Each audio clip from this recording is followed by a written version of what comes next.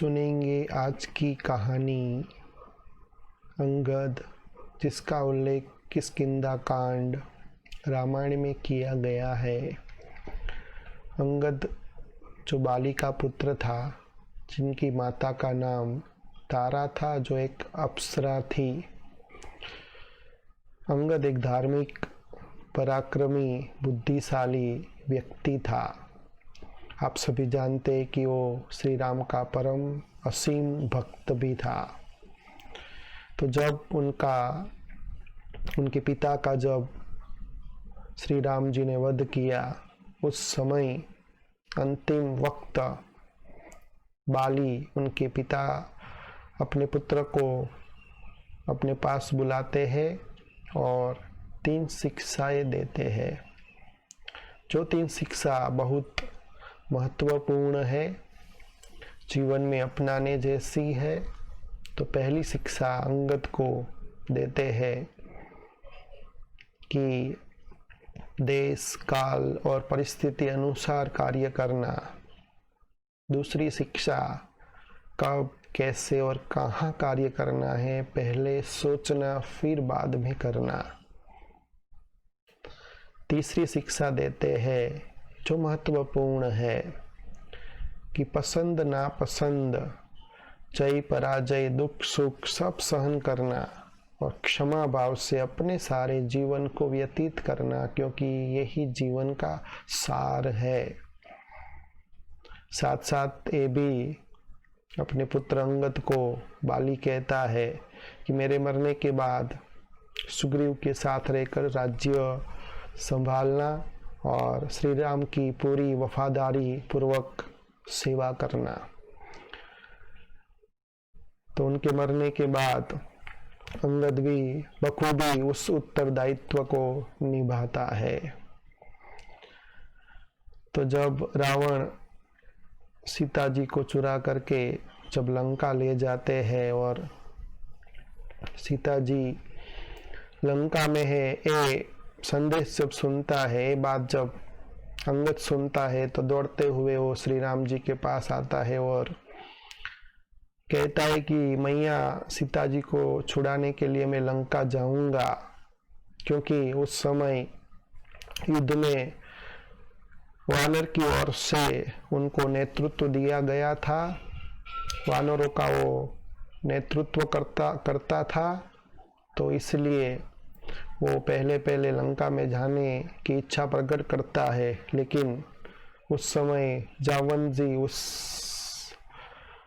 स्थान पर उपस्थित होते हैं और उनको कहते हैं कि इस समय आपको जाना ठीक नहीं है। तो फिर आप सभी जानते हैं कि पहले हनुमान जी को भेजा जाता है। फिर बाद में सुलह करने के लिए एक दूत के रूप में लंका में रावण की सभा में अंगद को भेजा जाता है। तो जब रावण की सभा में रामदूत बनकर अंगद जब सभा में प्रवेश करता है, तो वो अपनी चौपाई के द्वारा व्यक्ति के अंदर जब 14 दुर्गुण आ जाते हैं, तो व्यक्ति नहीं रहता, मृतक समान बन जाता है। जब ये चौपाई रावण की सभा में प्रस्तुत करता है, तो रावण एकदम आग बबूला हो जाता है और खरी खोटी सुनाता है। और जो भी सैनिक है उन सभी को कहते हैं कि इसको घेर लो, इसको पकड़ लो।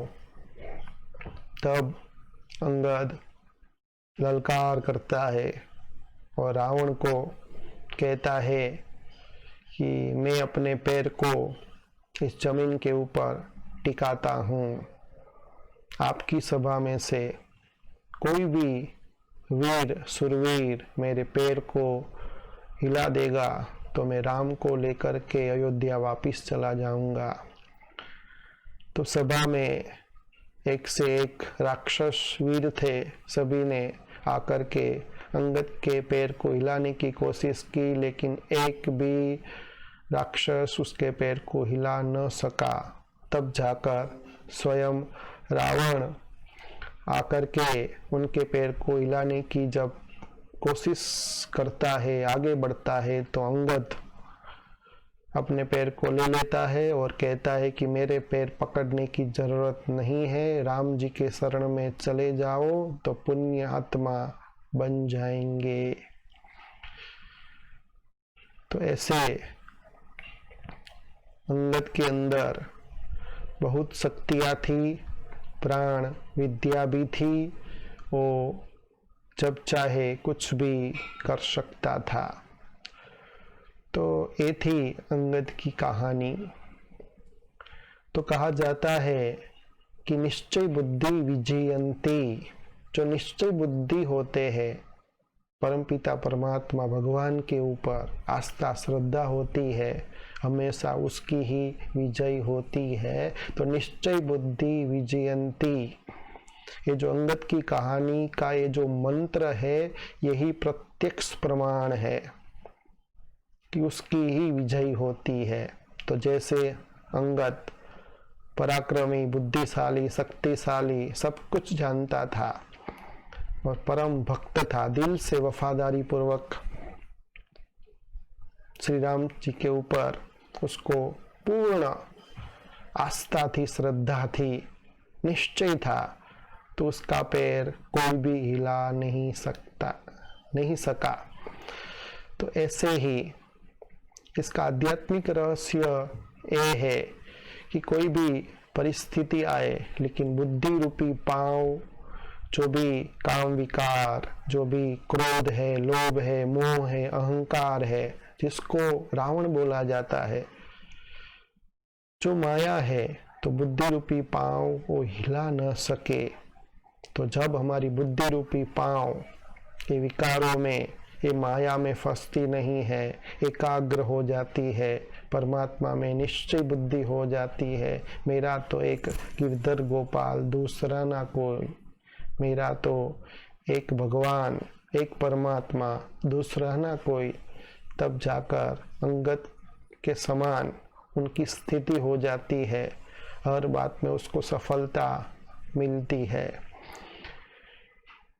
तो कहा जाता है ऐसे सच्चे दिल वाले जो होते हैं, आस्था वाले, निश्चय वाले होते हैं, उसकी ही विजय होती है। ओम शांति।